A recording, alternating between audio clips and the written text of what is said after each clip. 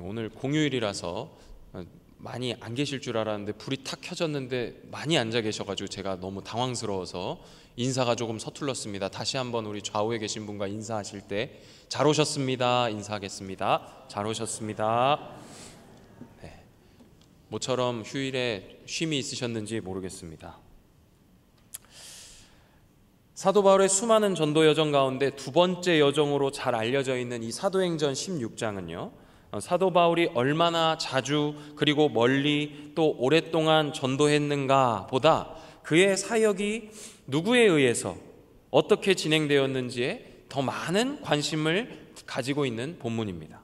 특별히 그의 사역이 대전환을 맞이하는 지점이 바로 이 16장인데요 대전환의 사건은 바로 잘 아시는 것처럼 드로아라는 곳에서 일어났습니다.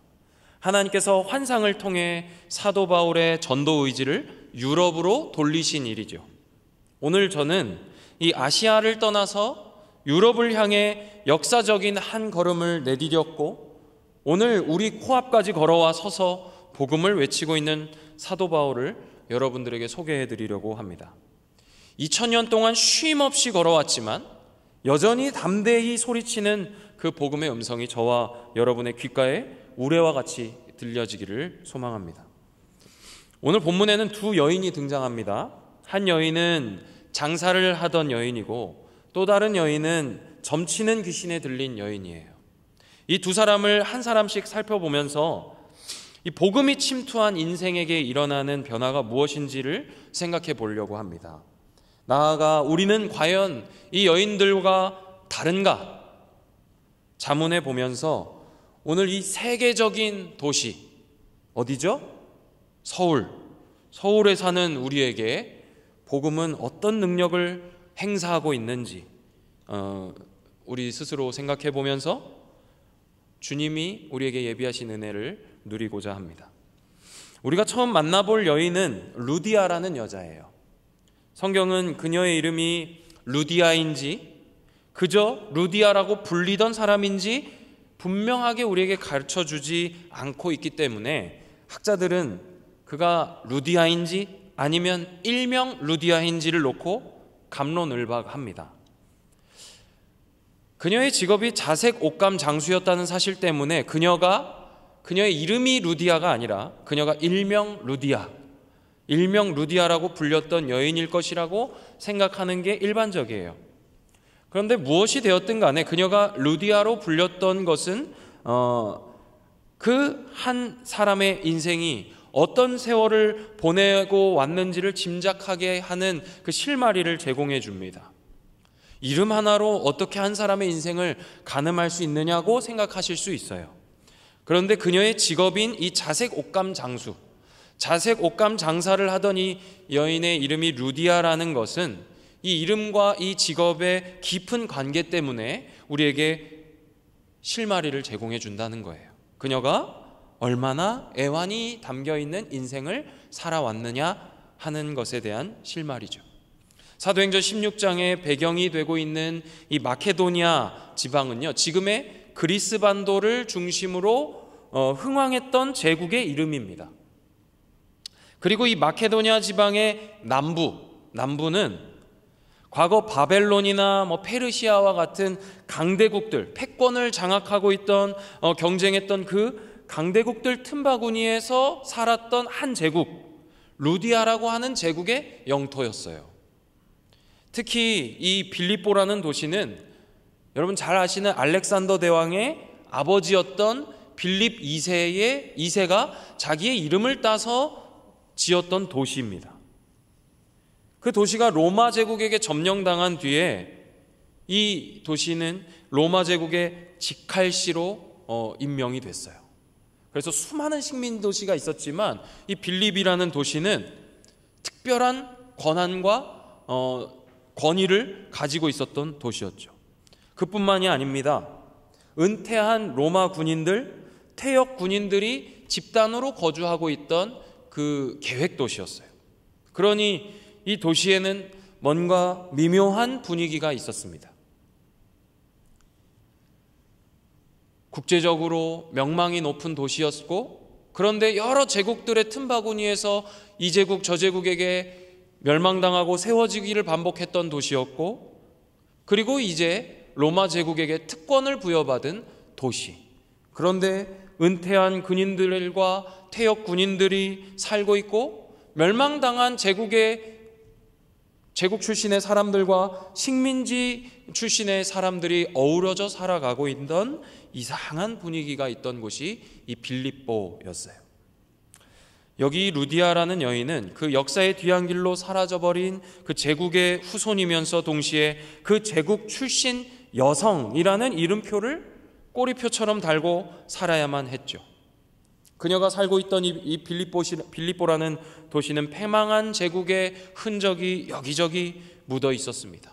또 전성기는 다 지나가고 한물간 퇴역 군인들과 로마 황제를 향한 충성 경쟁이 하늘을 찌르고 있던 도시였어요. 로마 제국이 세계를 제패한 이후에 각 도시에 총독들이 파견되었고, 그 총독들은 과도하리라 할 만큼 충성 경쟁에 몰입했습니다. 반란이 일어나기만 하면 다시는 반란을 엄두를 못 낼 정도로 짓밟아 버리는 것이 로마 제국의 정치적인 전략이었어요. 충성 경쟁에서 앞선 도시들은 수많은 혜택이 주어졌습니다. 고속도로가 놓였고요, 기존 도시에서 가장 가까운 곳에 항구를 끼고 있는 계획도시를 세워주어서 상업을 통한 이익도 창출할 수 있는 패권을 쥐어 주었습니다. 빌립보는 그런 도시였어요. 잘 정비된 도시, 신도시로 조성된 항구를 갖추고 있고, 로마 황제가 있는 곳까지 뻥뻥 뚫린 마차가 다니는 고속도로가 정비되어 있는, 그 도로가 도심을 지나고 있는 그런 도시였습니다. 모든 게 너무나도 완벽했지만 과거의 영광에 취해 있는 이들도 있고, 망한 나라 출신 사람들이 겪어야 하는 서러움도 함께 있는 곳, 그곳이 빌립보였어요. 루디아라 불리는 이 여인은 이런 빌립보의 분위기를 대표하는 여인이었을 겁니다. 망한 루디아 제국 출신으로 살아가면서 패망한 제국의 땅 위에 세워져 있는 신흥 강대국의 강력한 군사력의 보호 아래서 철저히 억눌려 살고 있는 사람, 그 보호가 없이는 아무것도 할 수 없는 장사꾼, 싫어도 그들이 있기 때문에 누리는 수많은 편의들, 그것을 포기하지 못하는 인생. 노예는 아니지만 그렇다고 로마 시민의 권리와 자유는 보장받지 못하는 인생, 그런 삶을 살고 있던 사람이 루디아였어요. 우리나라 역사에도 이런 시절이 있었죠. 오늘이 무슨 날이죠? 3.1절입니다. 3.1절. 3.1절이 무슨 날인가요? 대한독립을 외치며 만세운동을 펼쳤던 선조들의 희생을 기리는 날이죠. 나라가 망하면 그 나라 국민들은 그 망한 나라 출신이라는 이유만으로 고통당해야 했습니다. 수많은 우리 선조들은 그 망한 나라, 대한제국의 국민으로 불리지 않았어요. 대한제국의 시민으로 불리지 않고 그들은 조센징이라고 불리며 조롱당해야만 했습니다. 얼마나 치욕스러운 세월을 보냈겠습니까? 그 망한 제국의 영토 위에서 독립을 외치며 죽어나가는 그 험악한 시절에 친일은 양심이 허락하지 않아서 못하겠고, 그렇다고 목숨 걸고 독립을 외치며 길거리로 뛰쳐나갈 용기는 없는 가상의 인물을 한번 떠올려 보십시오. 이러지도 못하고 저러지도 못하는 사이에 목구멍은 포도청이라서 가족들의 끼니를 챙겨야 하는 한 가장을 한번 상상해 볼까요? 결국 현실이라는 벽과 가장이 견뎌야 하는 무게는 그 마음을 더 움츠러들게 할지도 모릅니다. 그리고 과거의 영광을 무용담처럼 늘어놓으며 현실과 타협한 자신을 변호하기에 급급했을지도 모릅니다. 그러나 이내 외면할 수 없는 그 현실의 벽과 이상을 향한 내면의 외침 사이에서 짓눌려서 무엇이 진짜 자기 자신인지, 그리고 자기가 진짜 원하는 게 뭔지 혼란스러워하면서 이따금 몰려오는 그 참회의 감정이 자아를 집어삼킬 듯이 밀려올 때면 그저 이불 밑으로 숨어 들어가고 싶을 때도 있었을지 몰라요. 3.1운동이 있기 2해 전에 태어난 한 시인이 있습니다. 제가 앞서 말씀드린 것과 같은 그런 괴로움 속에서 참회하며 한 편의 시를 쓴 시인이에요. 잘 아시는 시인데 한번 이미지를 띄워주시면 제가 읽어드리겠습니다. 파란 녹이 낀 구리 거울 속에 내 얼굴이 남아있는 것은 어느 왕조의 유물이기에 이다지도 욕될까. 밤이면 밤마다 나의 거울을 손바닥으로 발바닥으로 닦아보자 슬픈 사람의 뒷모양이 거울 속에 나타나온다. 윤동주 시인이 1917년에 태어났습니다. 1919년 3.1운동이 있기 2해 전에 태어난 이 윤동주 시인은 일본으로 유학을 넘어가 자신의 동족들은 본토에서 고통당하고 있을 때 나는 이렇게 유학생으로 출세하며 살아가는 그 모습에 염증을 느끼고 쓴 시가 이 참회록이라고 해요. 이 사도 바울은 모든 길이 막히고 마치 흘러 들어오듯이 이끌려왔던 이 드로아에서 막막할 법도 한 그 상황에서 환상을 보자 망설임 없이 길을 나섰습니다. 닷새는 걸리는 거리를 단 이틀 만에 직행했어요. 하나님의 인도하심에 늘 민감한 사람은 사인이 떨어지면 그 속에 열정이 부릴 듯이 일어나는 것 같아요. 10절을 보니까 떠나기를 힘썼다라고 하는데 이 말은 가고 싶어서 안달이 났다 하는 표현입니다. 사도 바울에게 담긴 그 복음이 지금 어딘가로 가고자 하는 그 의지를 불태우고 있는 거예요. 그렇게 순풍에 돛단 듯 달려간 곳은 그 이름이 신도시라는 뜻을 가지고 있는 네아폴리에 도착했어요. 빌립보를 위해 조성된 신도시였습니다. 무역이 활발하고 활기가 넘치는 대도시였어요. 사람이 붐비는 그 도시에서 수일을 보냈지만 그럴듯한 전도의 열매가 없었는지 지금 사도행전을 기록하고 있는 누가는 그 수일 동안의 기록은 생략하고 안식일이 되어서 기도할 곳을 찾아서 성 안 이곳저곳을 돌아다니던 바울과 일행은 결국 성 밖으로 나가게 돼요. 13절인데요. 우리 13절 말씀을 함께 읽어보겠습니다. 시작. 안식일에 우리가 기도할 곳이 있을까 하여 문 밖 강가에 나가 거기 앉아서 모인 여자들에게 말하는데, 이 13절의 상황을 또 한번 드라마라 생각하시고 한번 상상해 보시면 좋겠어요. 사도 바울과 일행이 성 안에서 그 유대인 남자 10명만 있으면 세울 수 있는, 전통에 따라서 모일 수 있는 그 회당을 만들 수 있는데, 10명만 있으면 회당을 만들 수 있는데 그 회당 하나를 못 찾고 있는 거예요. 이곳저곳을 돌아다니며 회당을 찾았을 겁니다. 서로 무슨 대화를 했을까요? 이 도시에 과연 복음을 전할 수 있을까?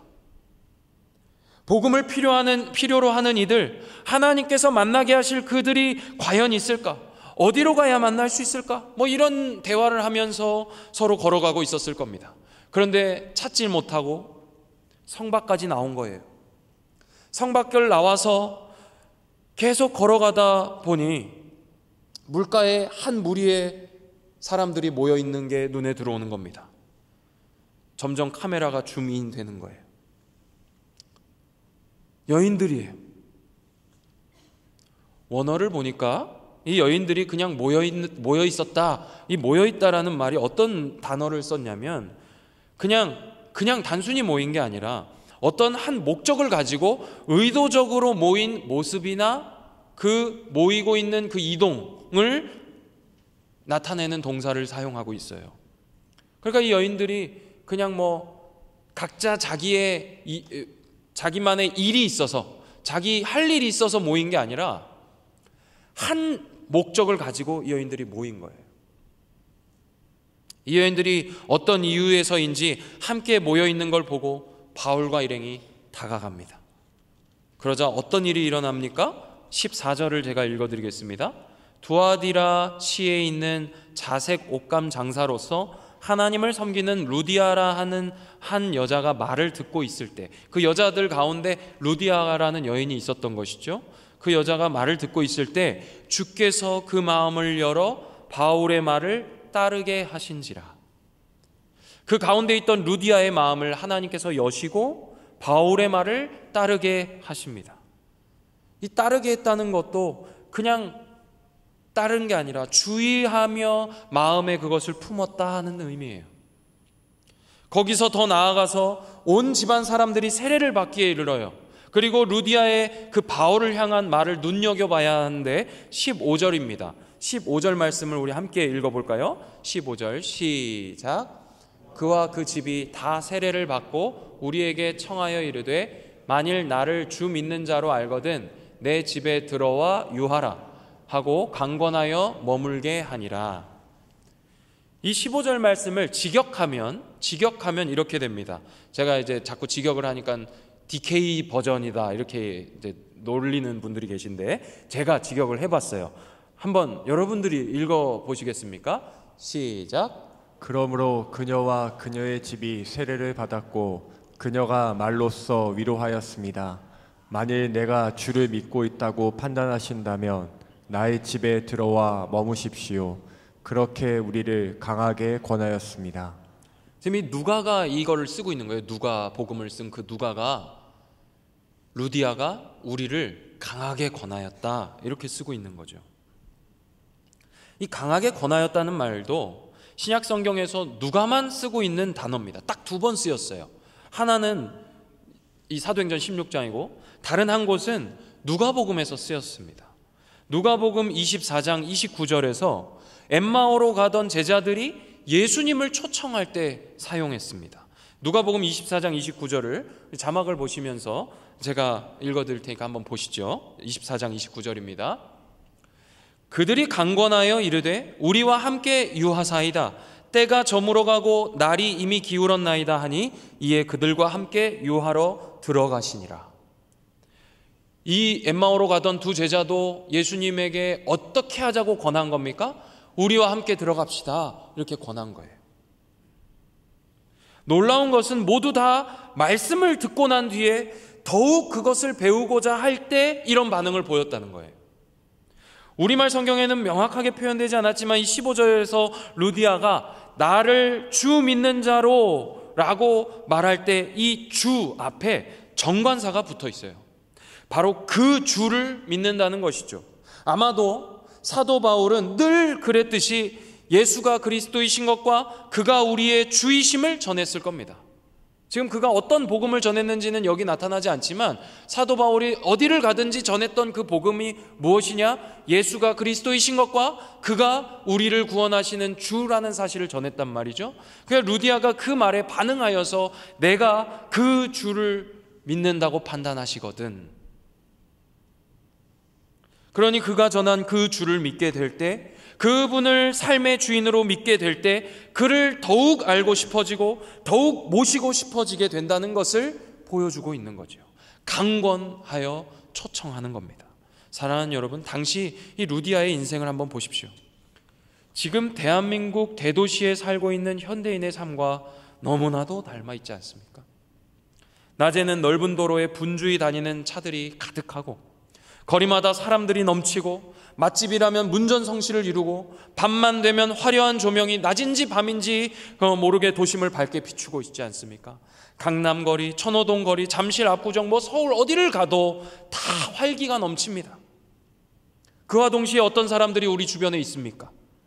청년이건 노년이건 할 것 없이 제국의 멸망에 버금갈 만큼 자기 인생의 한때를 추억하며 황금기가 이미 저물어버린 것은 아닌지 한숨을 내쉬며 잘 나가던 때를 읊조리는 인생들이 있죠.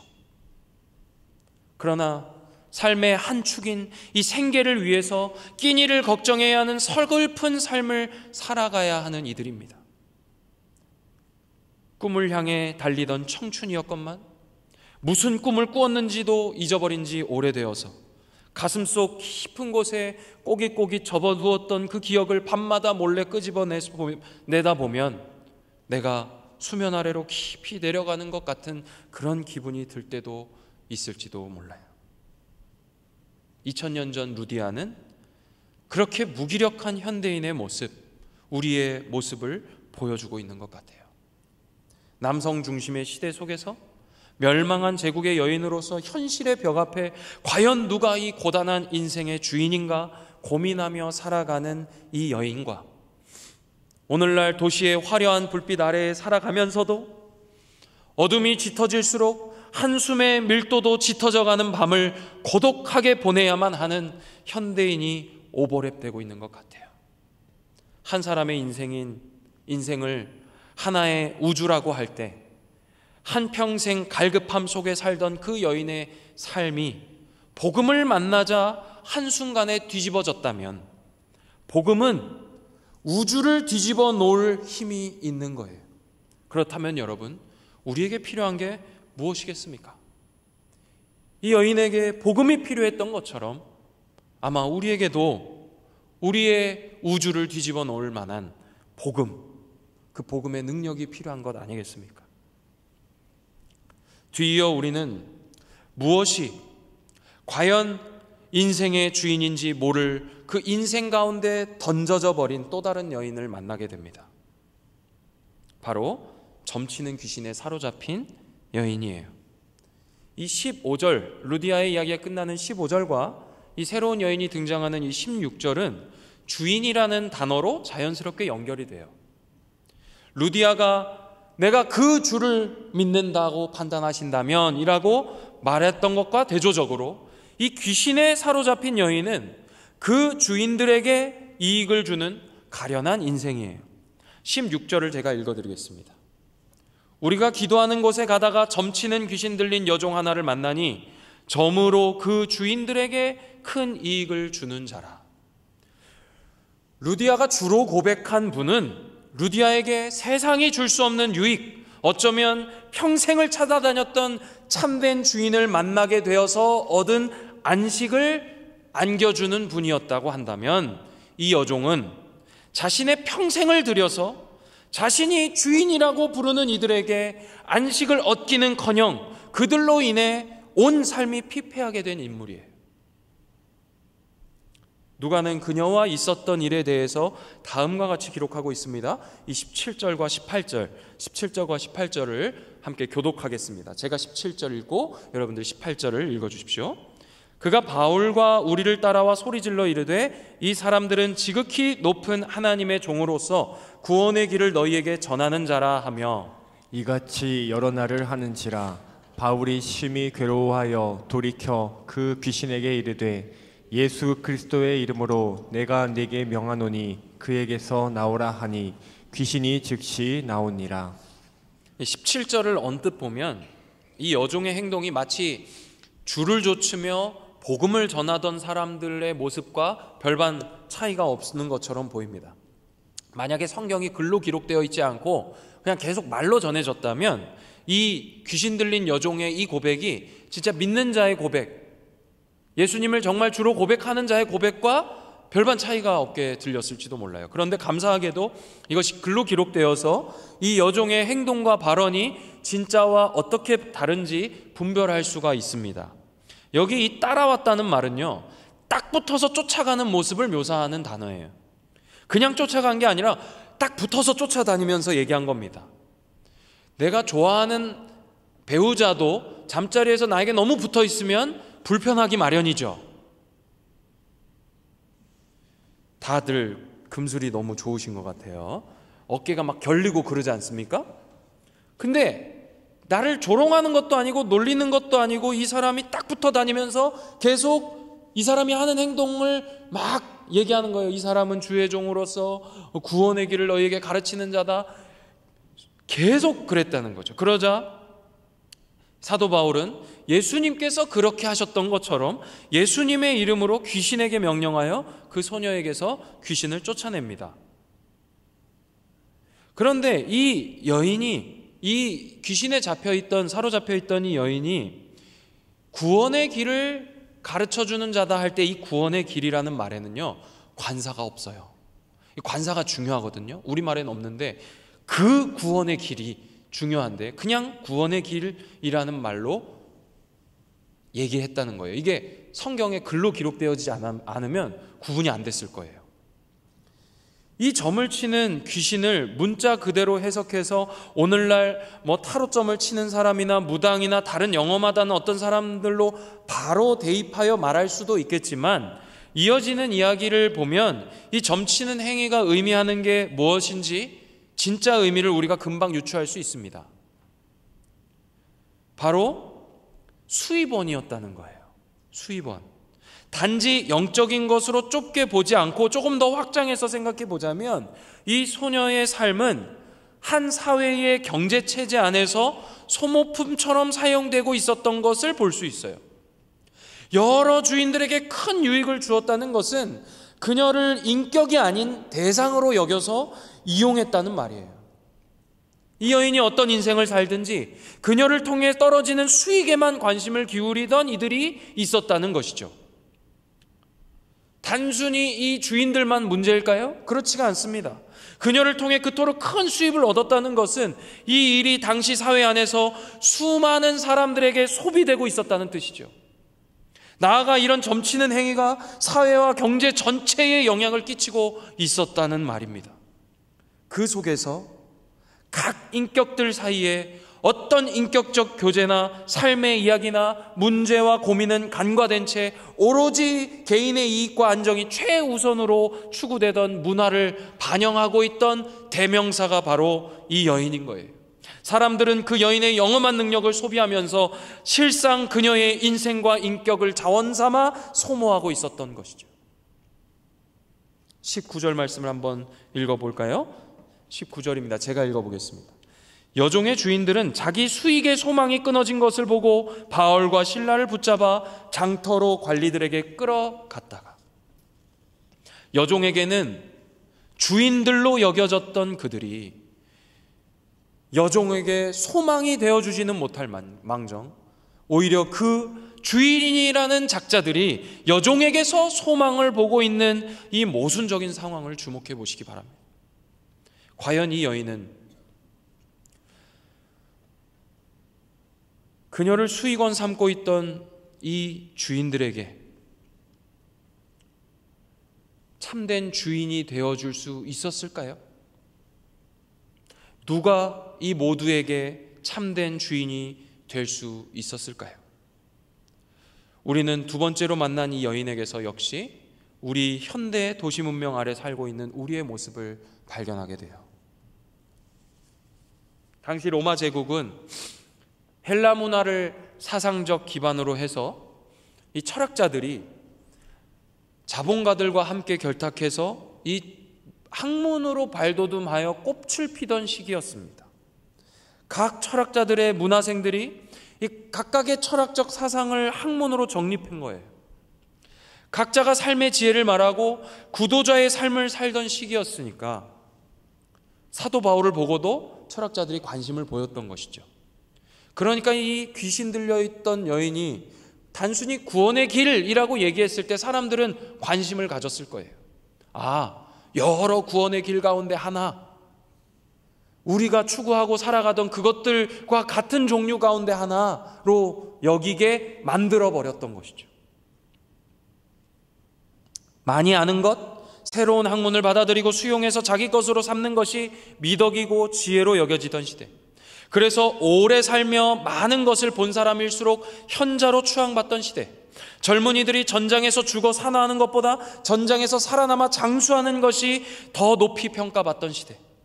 더불어 성적으로 문란하며 가장 고상하다고 자부하지만 온갖 미신과 신화들이 삶의 구석구석에 묻어 있어서 사람들의 의식을 지배하고 있던 시대. 그 시대가 바로 로마 제국의 시대였어요.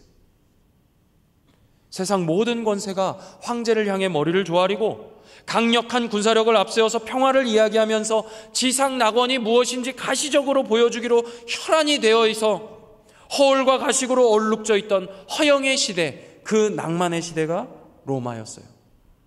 그런데 여러분, 오늘날 우리 주변 한번 둘러보십시오. 제가 위에서 말씀드린 로마에 대한 묘사와 별반 차이가 없죠. 교회 밖에서도 구원을 이야기합니다.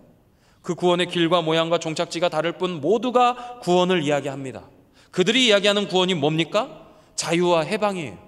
무엇으로부터의 자유와 해방입니까? 경제적 자유, 노동으로부터의 자유, 관계의 갈등에서의 해방이에요. 이런 것들을 담아서 지혜라고 말합니다. 그리고 각기 다른 생각들을 옳다고 인정하는 것이 관용이고 미덕입니다. 모든 것을 수용하고 너도 옳고 저것도 옳고 모든 것들을 수용할 그 수용력이 넓은 사람들이 똑똑하다고 지혜롭다고 인정받는 시대예요. 복음적인 삶을 살려고 하기보다는 삶이 복음이 되어야 하는데 언제나 쫓기듯 살다 보니 주의를 챙길 겨를이 없어서 인간관계에 부담을 느끼며 살아가는 것이죠.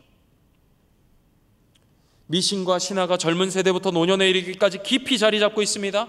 점치는 자리마다 너나 할 것이 사람들이 넘쳐납니다. 오늘의 운세에 눈과 귀를 빼앗겨 버립니다. 모든 것으로부터 자유와 해방을 말하다 보니 일과 삶이 분리되어 갑니다. 일은 나를 속박하는 것이고 나에겐 쉼이 필요하다 말합니다. 교회와 일터와 나의 삶이 일치되지 못하고 계속 분절되어서 괴리감 속에 괴로워하며 살아갑니다. 그래서 신앙생활에도 쉼이 필요해질 지경에 이르렀어요.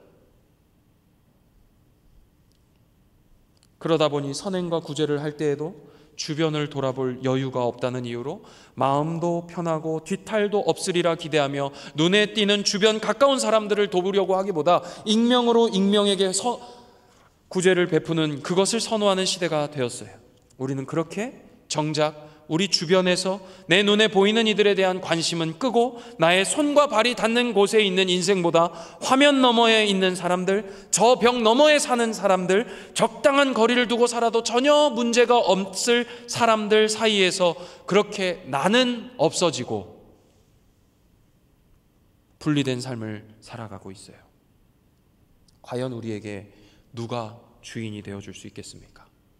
우리는 누구를 의지하고 무엇을 믿으며 무엇을 통해 소망을 바라볼 수 있겠습니까? 로마 제국 시대의 거대한 주류에서 이탈해 마철루 아래에서 힘겹게 살아야 했던 여인들처럼 현대의 도시에서 살아가는 우리 모두는 이 시대의 루디아, 이 시대에서 소비되고 있는 인생, 소모되고 있는 인격이라고 느껴질 때가 있지 않습니까? 그때마다 도대체 인생의 소망이 어디 있는지 신앙생활에 기대며 의지해 보려고 했었다가도 내가 그렇게 노력했었다고 나를 변호해 보지만 현실이 이런 걸 어쩌겠냐며 주저앉아 계시지는 않습니까? 주 안에서 형제 자매이신 은평가족 공동체의 여러분, 강물은 골짜기로 흐릅니다. 강물은 낮은 곳으로 흐르기 마련이에요. 이건 물의 속성이에요. 자연스러운 일이고 물은 반드시 그렇게 되게 만들어졌어요. 물의 자리는 이미 정해져 있다는 거예요. 물은 그렇게 골짜기로 낮은 곳으로 흘러가도록 정해져 있습니다. 이것처럼 하나님께서는 바울을 지금 바울의 자리가 마치 이곳인 것처럼 그를 드로아로 몰고 가셨어요. 그리고 그 복음을 들고 빌립보라는 대도시, 그 중에서도 제국의 호의를 받는 그 신도시라는 이름의 네아폴리까지 몰고 가셨어요. 그리고 그 복음의 물줄기는 마치 이미 그렇게 결정되어 있던 것처럼 여인들을 향해 흘러 들어갔습니다. 사랑하는 성도 여러분, 과거의 영광에서 벗어나지 못하고 소위 잘 나가던 때의 그늘에서 빠져나오지 못한 채 세월을 탓하고 푸념하며 현실의 문제에 가려져 보이지 않는 그 이상을 쫓다가는 허송세월하기 딱 좋겠다면서 철저히 현실에 맞춰서 살아가고 계십니까? 만일 그러고 계신다면 여러분 앞에 서서 소리치는 이 복음에 귀를 기울여 보시기 바랍니다. 예수는 그리스도시고 그가 우리 삶의 주인이십니다. 예수는 그리스도시고 그가 우리 삶의 주인이십니다. 이제 내가 사는 것이 아니요 내 안에 그리스도께서 사시는 것입니다. 사도 바울은 여인들에게 가서 내가 여기까지 오느라 얼마나 고생했는지 아냐며 성 안을 다 둘러봐도 사람이 없던데 성 밖에 오니까 사람 만났다고 푸념을 늘어놓았던 것이 아니라 가서 이 얘기를 했을 거예요. 예수가 그리스도시고 그가 우리 주인이십니다. 이제 내가 사는 것은 나를 사랑하사 나를 위하여 그 목숨을 바치신 그리스도 안에서 사는 것입니다. 사랑하는 여러분, 오늘도 그 복음의 물줄기는 오늘 우리 앞에 오기로 작정된 것처럼 우리 앞에 서서 동일하게 외치고 있습니다. 그 복음 앞에 어떻게 반응하시겠습니까? 루디아처럼 강권하여 초청하여 드리시길 바랍니다. 우리 함께 찬양하겠습니다. 우리 아까 찬양팀과 함께 찬양했던 이제는 내가